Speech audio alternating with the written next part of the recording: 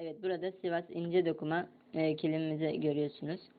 Bu kilime bazı tamirler yapılacak. Bazı yerlerde boyaları akmış. Yanlış yıkamadan kaynaklanan boya akımları var. Bir de bazı yerlerinde yırtıklar var. Onları da tamir edeceğiz. İşte buralarda boya akmaları var. Kahverengiler etrafa dağılmış biraz. İşte buralarda da aynı şekilde. Bu boyaları toparlayacağız.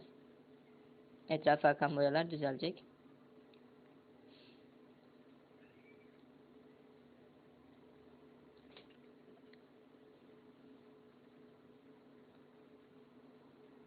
İşte buralarda da açılmalar olmuş. Bu açılmaları zamanında yapmazsak hem maliyeti artar hem de daha kötü bir görüntü olur. Maliyet artmaması için ne kadar erken müdahale edersek o kadar iyi olur.